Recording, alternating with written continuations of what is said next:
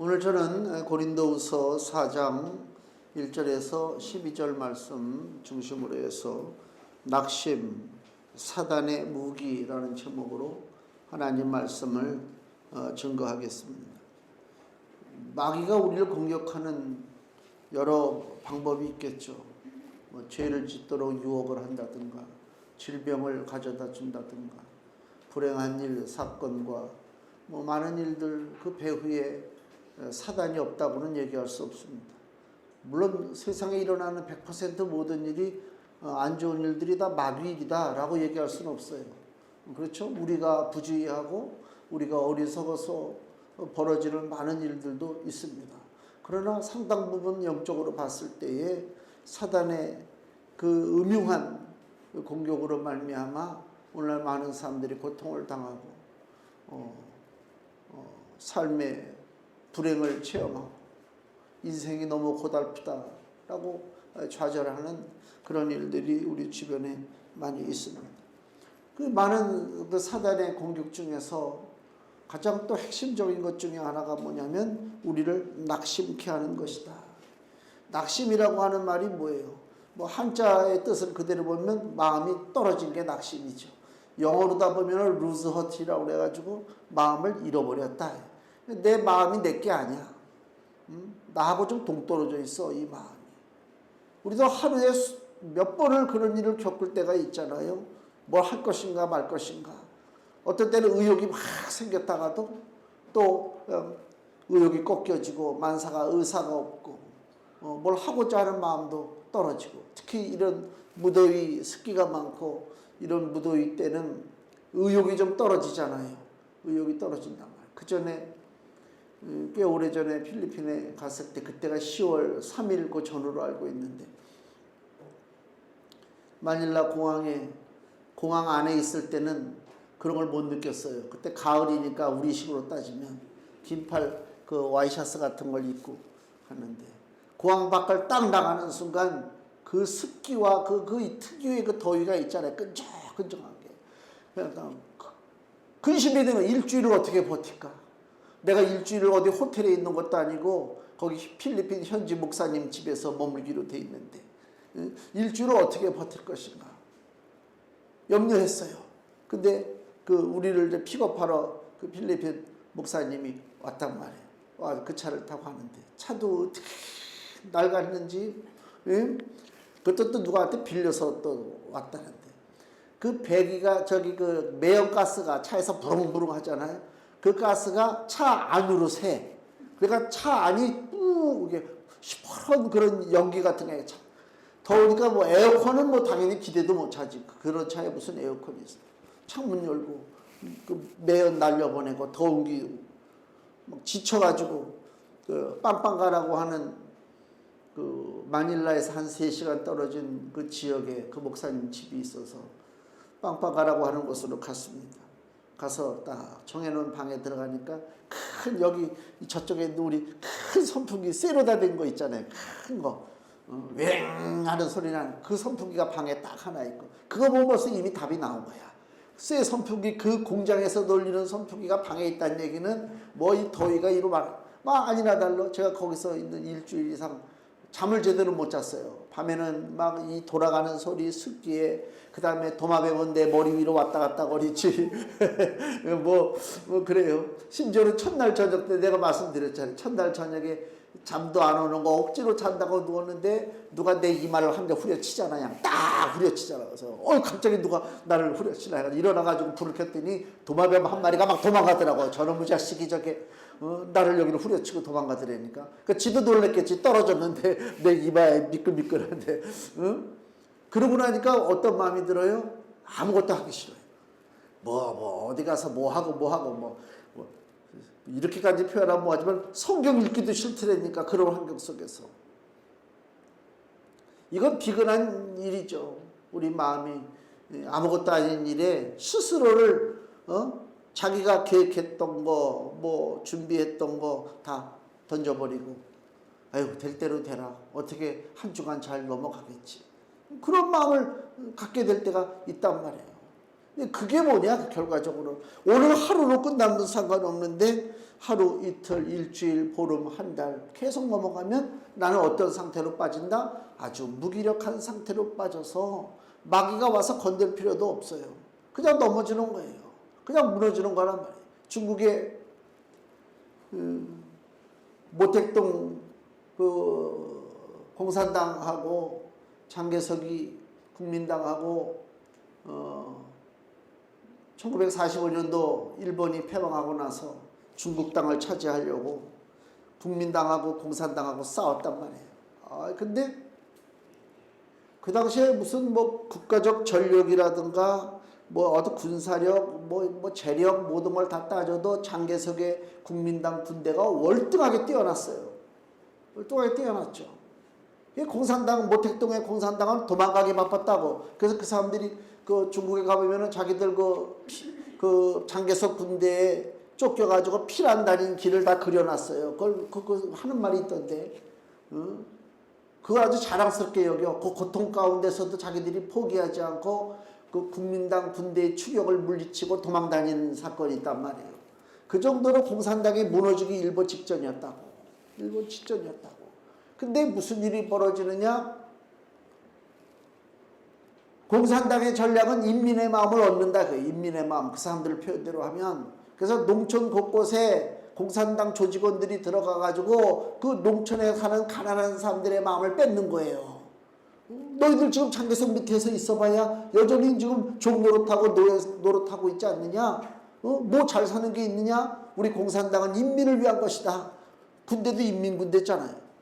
그러니까 농민들의 마음을 뺏는단 말이에요. 그러니까 이 대도시 같은 데서는 장개석 군대가 힘을 쓰는데 조금만 안쪽으로 들어가면 농민들이 하나같이 마음을 똘똘 뭉쳐가지고 모택동 군대를 숨겨주고 그들을 보호해주니까 잡을 길이 없는 거예요.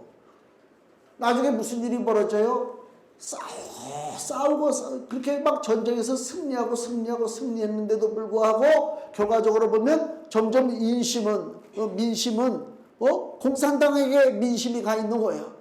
결국 장개석이가 견디다 못해서 내만으로 도망간 거 아닙니까? 놀랄 일이지.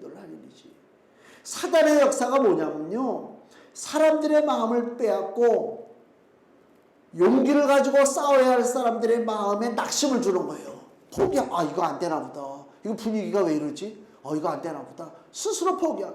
그러니까 무슨 모택동 군대가 놀랍게 전쟁을 잘하고 그래가지고 무슨 장개석 군대를 몰아낸 게 아니라 그 전략이란 말이죠.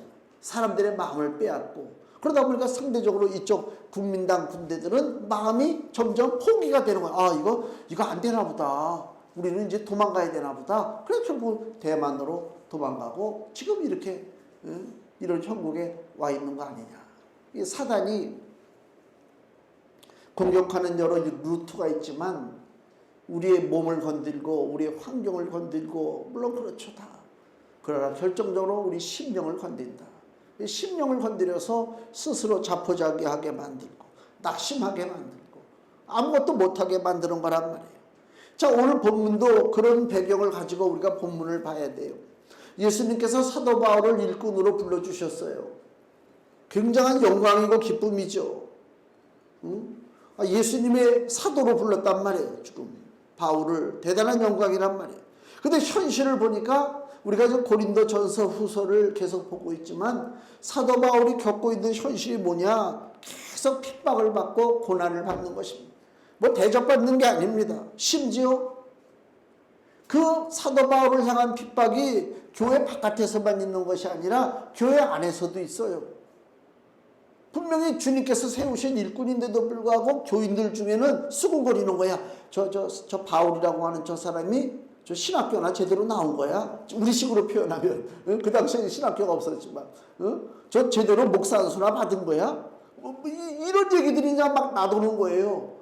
저 바울을 밀어주는 단체가 어디야? 저 소속내가 어디야? 막 그런 얘기들이 나오는 거예요. 근데 바울은 우리가 알다시피 어디 소속된 것도 아니고 어디서 교육받은 것도 아니라 다메섹을 가다가 예수님을 만나서 말해서 꼬꾸라진 거 아닙니까? 땅에 꼬꾸라지고 그냥 3일 동안 장님이 되었다가 예수님의 제자 아나니아가 와서 안수할 때 눈에 비늘 같은 것이 벗겨지고 주님을 영접했잖아요. 세례받고 그때부터 주님 예수 그리스도로부터 직접 그 복음에 대한 진리를 받았습니다. 그러니까 우리 식으로 얘기하면 사도 바울은 낙하산도 그런 낙하산이 없지. 누구 연줄이 없고 쉽게 더 얘기하면 교회 사역자가 이제 바뀐단 말이에요. 담임 목사가 바뀐단 말이에요. 목사가 바뀌려면 갑자기 느닷없이 엉뚱한 그냥 아무런 목사가 와가지고 내가 오늘부터 여기 목사다. 그런 거 아니잖아요. 노회에서 결정을 하고 파송을 하고 노회에서 결정하고 파송하려면 또 여러 가지 자격도 따져야 되고 뭐 많아요. 하다못해 저기 호적 지금은 그 정도는 아닌데 예전에는 호적 등록까지 받다고 이거 혹시 이거 2번 장가든 거 아닌가 그랬다니까 뭐 2번 장가든 지금은 그게 문제가 아닌데 예전엔 그랬어요. 막 따졌단 말이에요. 그래서 그러다 보면 이 사람들은 왜 부부인데 왜 같은 주민등록 주소지에 아니지? 이 부부가 떨어져 살아. 같이 불러다가 물어보면 남편은 목사가 되길 원하고 아내는 목사가 안 되기를 원해. 그러면 둘 다 빠꾸야. 그런 경우도 있었어요. 우리 후배 중에. 이런 뭐 여러 가지 뭐 그 절차를 겪어서 목사가 되고 담임 목사가 되잖아요. 근데 바울은 그런 게 없었다고. 그러니까 이제 말들이 나오는 거죠. 저 사람은 도대체 뒤에 누가 있는 거야? 이런 얘기들이 막 많잖아요. 사람이 열심히 일을 하는데 인정을 안 해줘. 인정을 안 해줘. 열심히 어떤 직분을 맡아가지고 일을 하고 있는데 인정을 안 해주는 정도가 아니라 오히려 손가락질하고 지가 뭔데 저렇게 나서서 저러지? 이런 반응을 보이면 사람이 일하고 싶은 마음이 없죠. 그죠? 그만둔단 말이에요. 근데 바울은요. 자기를 그렇게 사람들이 손가락질하고 비웃고 뭐 그런 일들이 벌어진 게 마귀 역사죠. 그럴 때 바울이 취하는 행동이 뭐냐? 고린도후서 3장 8절에서 11절 말씀 보세요. 바로 우리 오늘 본문의 옆에 3장 8절에서 11절. 하물며 영의 직분이 더욱 영광이 있지 아니하겠느냐? 정죄의 직분도 영광이 있은즉 의의 직분은 영광이 더욱 넘치리라. 영광되었던 것이 더 큰 영광을 인하여 이에 영광될 것이 없으나 없어질 것도 영광으로 말미암았은즉 길이 있을 것은 더욱 영광 가운데 있느니라. 아멘. 이게 도대체 무슨 말이에요? 이게 성경을 우리가 그냥 아무 생각 없이 쑥 읽어버리면요. 글자는 분명히 한글인데 도저히 이해가 안 되는 부분들이 있단 말이에요. 지금 이 얘기는 무슨 얘기냐면 바울이 자기를 비난하고 뭐 우습게 여기고 핍박이 오고 자기를 낙심케 하는 많은 일들이 벌어지고 있어요. 지금 교회 안팎에서.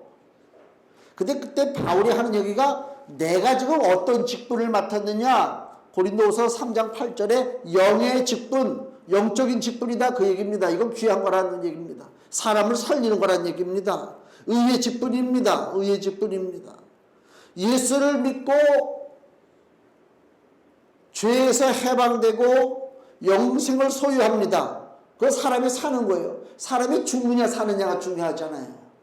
근데 사도 바울이 하고 있는 일은 무슨 일이에요? 사람을 죽이는 일이 아니라 어떤 일이요? 사람을 살리는 일이란 말이에요.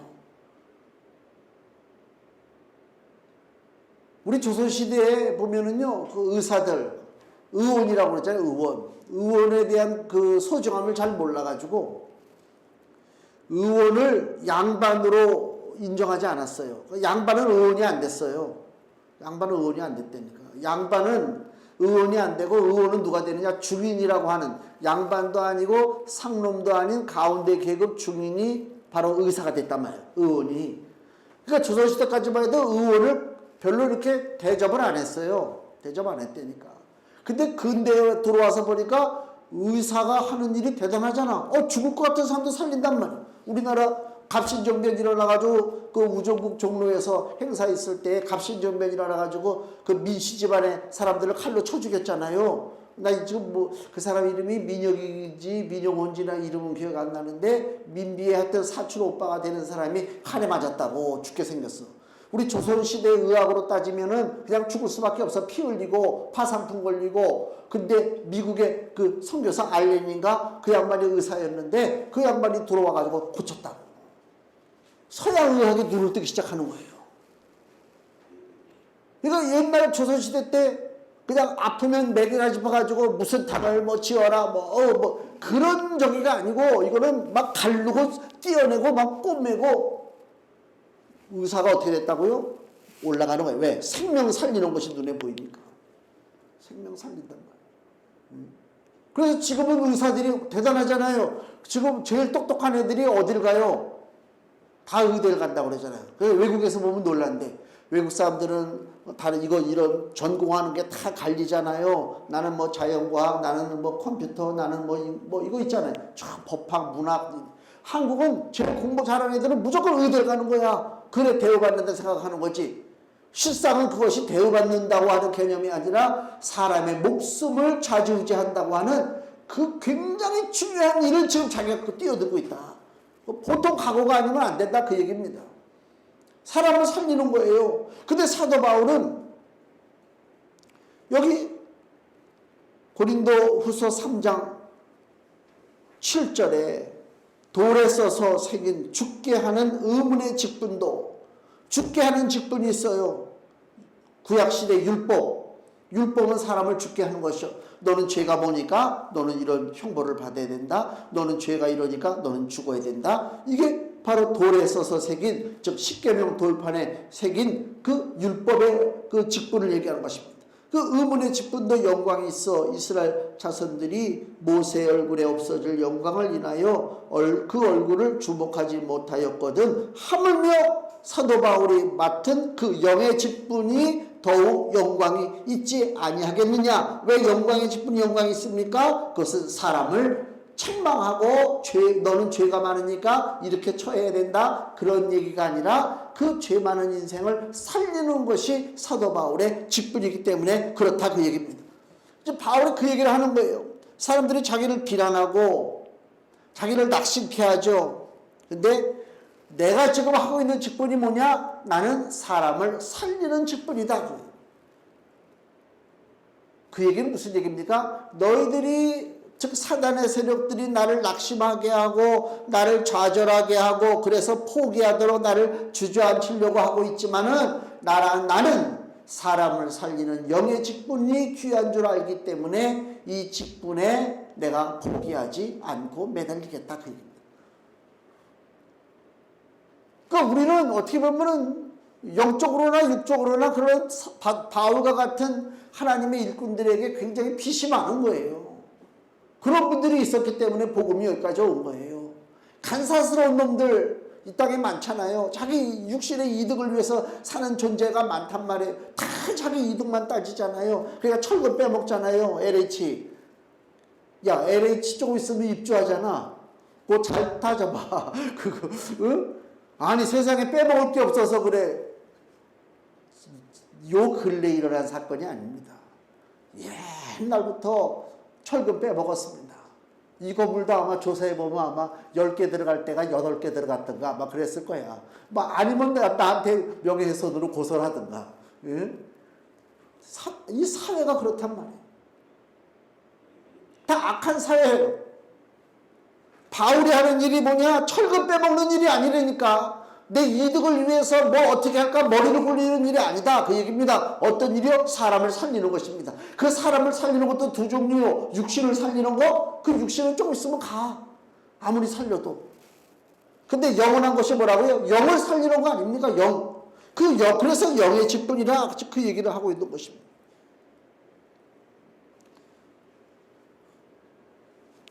11절 보세요. 고린도서 3장 11절 없어질 것도 영광으로 말미암았은즉 모세의 직분, 정죄의 직분이라고 그래요. 율법의 직분. 너희들 죄졌지? 그러면 너 이렇게 벌을 받는다? 라고 알려주는 그 없어질 직분입니다. 그 모세가 받은 십계명 돌판에 그렇게 써 있잖아요. 그래서 율법을 지키지 못하면 결과적으로 나중에 사망에 처한다. 그 귀한 그 율법에 대한 가르침을 전해주는 것이 정죄의 직분인데 그것을 제일 먼저 맡은 사람이 모세란 말이에요. 근데 모세가 가지고 있는 영광도 결과적으로는 영원한 것이 아니라 없어질 것이다. 그러나 11절 없어질 것도 영광으로 말미암았은즉 길이 있을 것, 영원한 것, 그 영원한 게 뭐라고요? 영의 직분, 사람의 영을 살리는 것은 더욱 영광 가운데 있느니라. 12절 고린도후서 3장 12절 우리가 이 같은 소망이 있으므로 담대히 말하노니. 이 같은 소망이 뭐예요? 우리의 직분은 사람을 죽이는 것이 아니라 사람을 살리는 것이다. 우리가 막 저기 태풍이 몰아치고 비가 오고 사람이 물에 잠기고 그래서 막 119가 가서 막 끄집어내고, 지난번에 뉴스 보니까 60대 여성인가 급류에 빠져가지고 막 떠내려가더라고. 그거를 그저 경찰들이 들어갔나 119가 들어가가지고 막 뛰면서 막 어떻게 막 떠내려가면서 소리 지르는 게 들리죠. 그래 그 흐르는 물살 속에 같이 그 구급대원들이 경찰들이 뛰어들어가가지고 그 흘러가는 사람을 끄집어냈단 말이에요. 응? 그게 아무것도 아닌 것 같지만 생명을 구하는 거잖아요. 놀라운 거예요. 그 구원받은 그 사람은 이 평생 은인도 그런 은인이 없죠. 그 잊어버리면 그 짐승도 아니지. 그렇지 않아요? 내 목숨을 살린 거 아닙니까? 근데 영의 직분은 단순하게 지금 잠시 잠깐의 위기에서 건져내는 것이 영의 직분이 아니라 영원한 고통 가운데 들어갈 수밖에 없는 인생 운명. 이게 인간의 저주스러운 운명입니다. 잠깐 고통당하고 확 끝내버리면 된다? 그러면 상관없지. 잠깐 고통이니까. 근데 인간이 당하는 고통은 잠깐의 고통이 아니라 영원한 고통이란 말이에요. 영영 타오르는 불 속에 들어가는 고통이란 말이에요. 그 영원한 고통 속에서 끄집어냈다. 영의 직분을 가진 사람이 보통 이거는 뭐 상상을 초월한 감사란 말이에요. 근데 마귀가 그러니까 영의 직분을 가진 사람을 내버려 둘 리가 없죠. 좌절하게 만들고 낙심하게 만들고 일을 포기하게 만들고 그래야 손을 놓을 거 아닙니까? 불이 났단 말이에요, 동네에. 그럼 어떻게 돼? 119 대원이 뛰어와가지고 차를 몰고 와서 불을 꺼야 되는데 119 대원들이 마음이 낙심이 되고 좌절이 되고 뭐가 의욕이 안 생겨. 뭐 불이 나서 땡땡땡땡땡 비상 출동하라고 그래도 아이고 뭐 남의 일인데 뭐 그냥 가든지 말, 나는 그냥 월급이나 받으면 되는데 내가 뭐 여기 이런 일에 목숨까지 걸고 땀을 흘려가면서 뛰어야 되느냐. 그러면서 그 방호복을 천천히 입고 차에 올라타서 부릉부릉 시동 걸고 에어컨 켜고 차가 좀 달궈진 다음에 슬슬 가볼까. 그렇게 간다면 이거 큰 문제죠. 그렇잖아요. 사람 마음이 중요하다. 내 일이 아니지만은 불이 났다. 비상소들이 막 불이 나고 막 난리칠 때 막 그냥 막 껴있고 그냥 막 앞뒤 가리지 않고 달려가가지고 불 속으로 뛰어드는 것이 소방관 아닙니까? 사람을 살리는 거잖아요. 얼마나 귀해요. 마음의 차이라니까. 뭐 김포인가 어디서도 뭐 경찰인지 누군지 그 119 대원인가요? 퇴근하고 오다 보니까 아파트 있는데 저기 연기가 나가지고 불이 나가지고 쓱 보고 지나갈 웬만해서 가도 저거 뭐지? 그리고 뭐 저거 할 텐데 뛰어들어가가지고 그냥 막 다 끄집어내고 살리고 그냥 그런 뉴스가 나왔잖아요. 마음 하나가 이렇게 차이가 납니다. 바울이 영의 직분을 가졌어요. 사람 살리는 직분을. 마귀가 어떻게 한다고요? 그 바울의 마음을 낙심케 하는 것입니다. 그 얘기는 무슨 얘기냐면 우리들에게도 해당되는 거예요. 제가 얘기하는 영의 직분은 사도 바울이 갖고 목사만 갖고 있는 것이 영의 직분이 아닙니다. 우리들도 다 영의 직분을 갖고 있는 거예요, 지금. 왜? 우리에게는 영적인 귀한 보화가 이 안에 있잖아요. 우리에게는 복음이 있잖아요. 누구든지 영적 직분을 감당할 수 있단 말이에요, 지금. 우리는 그렇게 부름 받았어요. 그럼 마귀가 영적 직분을 가진 자를 어떻게 공격을 하느냐? 그 마음을 포기하게 만들어서 나는 내 세상 일이 전부야. 내가 하고 있는 세상 일이 전부라고 생각하고 살게 만들고, 영의 직분은 아주 이건 남의 얘기야, 이건 목사가 할 일이고, 이건 특별한 사람들이 할 일이고, 나는 영의 직분이 전혀 나하고는 안 맞아. 나는 세상 직분, 세상 일만 난 감당하고 살아야 돼. 이렇게 마음먹는 순간 이미 그 속에 누가 역사한다? 마귀가 역사한다. 내 마음을 측정을 해야 돼요. 그러니까 영의 직분이라고 하는 것은 특정 몇몇 사람들이 차지하고 있는 것이 아닙니다. 특정 사람들이 진리를 갖고 그 사람들이 뭐 주도권을 행사하는 것이 아니라 우리 모든 자에게 하나님의 생명의 빛이 비춰지는 거예요. 깨닫는단 말입니다. 중요한 것은 우리 마음이 중요한 거예요. 어떤 마음을 갖고 사느냐. 오늘 본문의 4장 1절, 이러함으로 우리가 이 직분을 받아 긍휼하심을 입은 대로 낙심하지 아니하고, 이게 중요합니다. 낙심케 할 수많은 일들이 있잖아요, 우리 주변에. 특히 고린도후서에 보면은요, 여기 3장 1절 보세요. 3장 1절 옆에 우리가 다시 자천하기를 시작하겠느냐? 우리가 어찌 어떤 사람처럼 천거설을 너희에게 붙이거나 혹 너희에게 맞거나 할 필요가 있느냐? 이게 무슨 얘기예요? 지금 말로 다시 편하게 하면요, 사도 바울, 너 목사로 우리 교회 왔지? 고린도 교회 왔지? 너 추천한 추천서가 어디 있어? 너 어느 노회에서 너를 추천했을 거 아니야? 노회 추천서가 있어야 될 거 아니야? 추천서 가져와. 지금 그 얘기입니다, 바울이. 우리가 어찌 어떤 사람처럼 천거서, 즉 추천서를 너희에게 보내겠느냐, 그 얘기입니다. 네가 사도라고 그랬지? 예수님의 사도인 증명서가 있어야 될 거 아니야? 즉 그 얘기입니다. 이런 얘기가 나올 때 어떤 현상이 벌어져요? 잘못하면 바울 마음속에 낙심이 온다니까. 내가 이들을 위해서 이렇게 애쓰고 수고하고 목숨 걸고 일을 했는데 저들에게서 돌아온 것은 존귀와 영광이 아니라 오히려 나를 깔보고 너 추천서 받았냐? 너 성적표 냈냐? 이런 얘기 아닙니까? 이게 사람을 자절하는 얘기란 말이에요. 그 다음에 고린도후서 10장을 보세요. 10장 10절, 296페이지 고린도후서 10장 10절에 또 이런 말로다가 바울의 마음을 낙심케 하는 일이 있습니다. 고린도후서 10장 10절, 저희 말이, 즉 바울을 공격하는 사람들의 말이, 그 편지들은 중하고 힘이 있으나, 바울이 고린도 교회에 고린도 전서 후서 편지를 보냈잖아요. 편지를 볼 땐 그럴듯하다, 그 얘기요. 저희 말이, 그 편지들은 중하고 힘이 있으나 그 몸으로 대할 때는 약하고 말이 시원치 않다 하니. 이게 누구를 비난하는 얘기요? 바울을 비난하는 얘기입니다. 사람이 기분이 나빠요. 이 외모 가지고 얘기하는 게 기분 나쁘다니까. 지금 이 사람들이 바울의 외모, 몸을 대할 때는 약하고, 바울이 몸이 약하게 보였나 봐요. 몸이 약하고 말이 시원치 않대요. 말 잘하는 인간들 있잖아요. 거기에 비하면 사도 바울은 그런 말재주꾼은 아니다, 그 얘기입니다. 누가 오래간만에 만났는데 그 사람 기죽이려면 어떻게 하면 기죽이는 줄 아세요? 아이고, 어쩜 이렇게 벌써 이렇게 많이 늙었어. 그러면 기죽이는 거예요. 기죽이는 거라니까. 외모 가지고 얘기하면 기죽. 딱 만났는데 누가 날 만나? 목사님 왜 이렇게 여기 앞머리가 다 날라갔어? 이러면 이게 참나, 이게 흑채를 뿌려야 되나, 이게. 사람이 기죽는다니까요. 아무리 내가 센 마음을 갖고 닦았는데, 왜 이렇게 목사님 요새 이렇게, 얼굴이 그냥 저거 그냥 상하고 그냥 빨르고 그냥 뭐 이렇게 못 드셨나봐.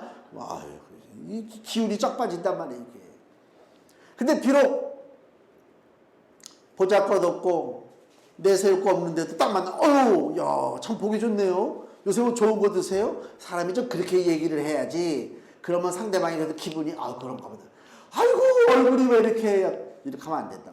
지금 바울은 그거에 지금 이 고린도서 10장 10절이, 그냥 글로만 볼 때는 그럴듯한데 막상 딱 보니까, 뭐야, 이 최고도 그냥 별 볼 일 없고 말도 저 시원치 못하고 낙심하게 만든단 말이야, 낙심하게. 심지어는요, 고린도후서 11장을 보세요. 11장. 고린도후서 11장 4절. 297페이지 고린도후서 11장 4절에서 5절. 만일 누가 가서 우리의 전파하지 아니한 다른 예수를 전파하거나 혹 너희의 받지 아니한 다른 영을 받게 하거나 혹 너희의 받지 아니한 다른 복음을 받게 할 때에는 너희가 잘 용납하는구나. 내가 지극히 큰 사도들보다 부족한 것이 조금도 없는 줄 생각하노라. 이게 무슨 얘기예요? 바울이 그렇게 힘을 들여서 복음의 진리를 가르쳤는데 고린도 교회 성도들이 바울이 가르친 말은 다 뒤로 흘려보내고 딴 데 가서 저게 멋있다. 그 얘기하고 있는 거예요. 엉터리 같은 얘기. 진리가 아닌 것, 거짓된 복음에 성도들의 마음을 지금 빼앗기고 있다. 바울이 얼마나 낙심이 되겠습니까? 그렇잖아요. 그러니까 교회 안에서도 이렇게 바울을 낙심하게 하는 일도 있고요. 교회 바깥에 뭐 핍박당하는 건 뭐 이루 말할 수 없죠. 고린도후서 1장 8절. 형제들아, 우리가 아시아에서 당한 환난을 너희가 알지 못하기를 원치 아니하노니 심해 지나도록 심한 고생을 받아 살 소망까지 끊어지고. 이게 교회 안팎으로 바울을 낙심하게 하는 일들이 있다, 그 얘기입니다. 근데 영의 직분을 가진 귀한 자들은 어떤 그 태도를 가지고 살아야 되느냐? 다시 본문의 1절에 긍휼하심을, 우리가 이 직분을 받아 긍휼하심을 입은 대로 어떻게 하라고요? 낙심하지 아니하고. 이게 첫 번째입니다. 마음을 빼앗기지 말라, 마음을 놓지 말라, 즉 그 얘기입니다. 누가복음 18장에 보면 예수님이 기도의 비유를 하시면서 뭐라고 그랬어요? 항상 기도하고 낙심하지 말 것을 비유로다가 말씀하시잖아요. 항상 우리 보고 기도하고 낙심하지 말래요. 그래서 예수님이 하시는 얘기가 뭐예요? 어느 지방에 악한 재판관이 있어요. 억울함을 당한 과부가 있어요. 쫓아가서 억울함을 호소해봐야 재판관이 듣지를 않아. 그렇잖아요. 지금도 보면은요, 돈 있어야 좋은 변호사 사잖아요. 똑같아요, 현실아. 2000년 전이나 지금이나. 이 가난한 과부가 돈 가지고 해결할 수도 없어요. 누구 백도 없어요. 그 예수님이 얘기하는 바가 뭐예요? 너희들의 인생이 다 악한 그 연약한 과부와 같이 보잘것없는 인생이 아니겠느냐? 그래요. 우리가 뭐 내세울 게 뭐가 있어요? 아무것도 내세울 것이 없잖아요. 보잘것 없어요. 남한테 무시당하기 딱 쉬워요. 그렇게 보잘것없는 인생이지만 너 낙심하지 말라. 예수님 말씀이 그거예요. 왜 낙심하지 말라? 기도해야 되니까. 기도하면 되니까. 하나님께서 그 밤낮 부르짖는 택하신 백성들의 그 호소를 아버지가 듣지 아니하시겠느냐 그랬단 말이에요. 이게 감사한 거지. 사람들은 착각하고 살아요. 어떤 교육부 사무관이 자기 자식 담임 선생님한테 뭐라고 그랬다고요? 내 자식은 왕의 DNA를 가졌으니. 아니 그 또 뭐 사극을 많이 봤나 봐 얘가. 분수대가리야. 응? 할 말 있고 안 하는 거지. 응? 사극을 너무 많이 봐도 안 돼. 이게 뭐 이상한 게 왕의 DNA를 가졌으니까 선생아 너는 우리 아들 대할 때 왕 대하듯이. 똑같이 내가 볼 때 불쌍한 인생이요. 보잘것없는 인생이야. 어떻게 해서 뭐 행정고시를 받든 뭘 받든 그래서 교육부 공무원으로다가 뭐 일하는지 모르겠지만 내가 볼 때 아무것도 아니다. 야 이거야. 그 누가복음 18장에 나온 그 불쌍한 과부, 그게 우리 인생이요. 특정 사람이 아니라니까. 응? 나는 과부도 아니고 나는 불쌍하지도 않고 나는 뭐가 든든하고 주변에 배경도 있다. 그렇게 생각하면 안 된단 말이에요. 예수님이 얘기할 그 불쌍한 과부, 왜 항상 기도하고 낭망치 말아야 될 것을 하필 그 등장한 인물이 그 불쌍한 과부냐? 우리들이 바로 불쌍한 과부요. 그래서 우리 하나님은요 뭐라고요? 과부와 고아를 돌보시는 하나님, 그렇게 얘기하잖아요. 그러면 또 착각해. 아, 과부와 고아만 모아다가 돌보시는구나. 그래서 봉사활동. 아니, 그렇게 성경을 보면 안 된다니까. 우리가 다 과부요, 우리가 다 고아와 같은 인생이란 말이에요. 다. 뭐 그렇잖아요. 어렸을 때는 부모님하고 같이 어울리니까 뭐 든든하고 한번 살다 보세요. 여기도 좀 고아가 꽤 있을 것 같은데 내가 볼 때는. 그렇잖아요. 응? 과부 쪽에서는 다 과부대. 아유, 그래. 그렇잖아요. 응? 뭘 저기를 해. 우리 같이 불쌍한 인생을 향하시는 하나님의 위로의 말씀이요. 기도하고 낭망치 말라. 그 얘기를 하고 있는 거란 말입니다. 약한 자와 강한 자 사이에 우리가 놓여 있어요. 우리 삶 속에, 우리 인생 보면 진짜 불쌍한 사람들이 있어요. 그 대학교 때 그 폐지 주워가지고 언덕길로 올라가는 양반들 보면 참 마음이 편치가 않아요. 때로는 어떤 사람은 또 있는 거를 자랑하고 의시되는 사람들도 있죠. 아주 뭐 대바라진 사람들도 있죠. 약한 자도 있고 강한 자도 있습니다. 나를 해치려고 하는 자도 있습니다. 나는 상대적으로 약한 자가 됩니다. 그때 여기 구약 성경에 보면요, 역대하 14장 7절 말씀 674페이지. 역대하 14장 7절 말씀을 보세요. 여기 구약의 아사왕이 나옵니다. 유다의 아사왕. 역대하 14장 7절. 아사가 일찍이 유다 사람에게 이르되 우리가 우리 하나님 여호와를 찾았으므로 이 땅이 아직 우리 앞에 있나니 우리가 이 성읍들을 건축하고 그 주위에 성곽과 망대와 문과 빗장을 만들자. 우리가 주를 찾았으므로 주께서 우리에게 사방에 평안을 주셨느니라 하고 이에 저희가 성읍을 형통하게 건축하였더라. 아사왕이 믿음이 좋아요. 그래서 하나님을 열심히 잘 섬기고 나라를 다스리니까 나라가 부강해져요. 그때 무슨 일이 벌어져요? 마귀가 가만히 있지 않지. 가만히 있지 않아요. 자, 여기 보면은 역대하 14장 9절. 구스 사람 세라가, 저 북아프리카 쪽입니다. 구스 사람 세라가 저희를 치려, 즉 유다를 치러 온 것입니다. 유다가 하나님 은혜로 지금 축복을 받고 잘 사니까 마귀가 시샘을 하고 쳐들어왔어요. 저희를 치려하여 군사 100만과 병거 300승을 거느리고 마레사의 이름에 아사가, 유다왕 아사가 마주 나아가서 마레사의 스바다 골짜기에 진치고 그 하나님 여호와께 부르짖어 가로되, 이게 이 기도의 내용입니다. 중요하죠. 여호와여, 강한 자와 약한 자 사이에는 주밖에 도와줄 리가 없사오니, 이것입니다. 우리 주님이 우리에게 오늘 주시는 말씀, 낙심하지 말라고 하시면서 주시는 말씀이 여호와여, 하나님이여, 강한 자와 약한 자 사이에 우리가 찡겨 있단 말이에요. 지금 나를 도와줄 자가 누굽니까? 주밖에 도와줄 리가 없습니다. 그 얘기는 뭐예요? 그래서 기도하는 것입니다. 우리 하나님 여호와여, 우리를 도우소서. 우리가 주를 의지하오며 주의 이름을 의탁하옵고 이 많은 무리를 치러 왔나이다. 여호와여, 주는 우리 하나님이시오니 원컨대 사람으로 주를 이기지 못하게 하옵소서 하였더니 여호와께서 구스 사람을 아사와 유다 사람 앞에서 쳐서 패하게 하시니 구스 사람이 도망하는지라. 아멘. 똑같습니다. 영적인 원리는 똑같습니다. 지금도 우리가 싸워야 할 많은 일이 있습니까? 헤쳐나갈 일이 있습니까? 어떻게 하라고요? 낙심하지 말라는 것입니다. 기도하라는 것입니다. 이게 중요한 것입니다. 기도하고 나가는 것입니다. 가장 중요한 것입니다. 그래서 다시 우리 본문에 보면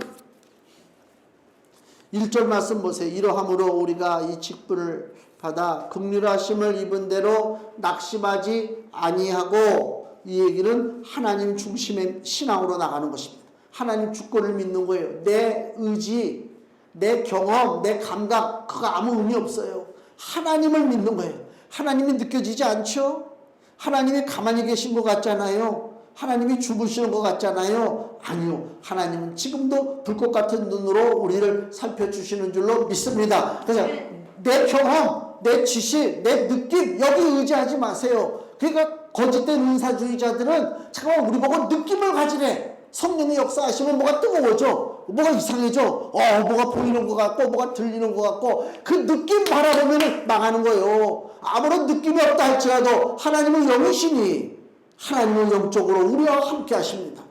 그 하나님을 내가 믿고 기도하는 거예요. 기도하는 게 중요하지 느낌이 중요한 게 아니잖아요. 거짓된 소리에 귀를 기울이면 안 된다니까. 예전에 중고등부 애들, 저 그때 주일학교 중고등부 가르칠 때 저 여주에 그 성경 캠프가 있어가지고 중고등부 데려갔더니 그 시냇가에 앉아가지고 밤에 기도를 시키는데 막 애들이 통곡을 하고 울고 하나님 잘못했다고 그러고 뭐 했다고 그러고 막, 야 대단하구나 쟤네들이, 야 은혜 받고 능력 받았구나. 야 그 다음날 되니까 똑같이 쏙쏙이고 난리 쳐가지고 우리들이 몸뚱이 이만한 거 들고 밤에 텐트를 지키고 돌아다녔다니까.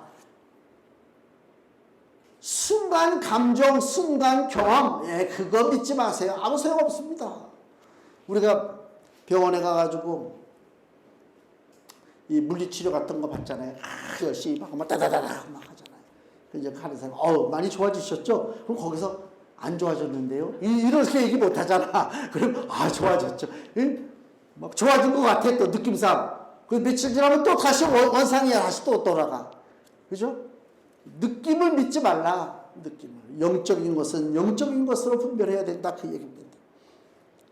여기 2절을 보세요. 2절. 이에 숨은 부끄러움의 일을 버리고 계율 가운데 행하지 아니하며 하나님의 말씀을 혼잡게 아니하고, 이 얘기는 무슨 얘기냐? 반대로 보는 거예요. 다시 2절. 숨은 부끄러움의 일이 있어요. 많은 사람들이. 숨은 부끄러움의 일이 뭐냐면 뭐 여러 가지 많지만 특히 위선 떠는 거예요. 외식하는 거예요. 거짓되게 사는 거란 말이에요. 실상 속은 안 그런데 겉으로는 그럴듯하게. 이게 숨은 부끄러움의 일.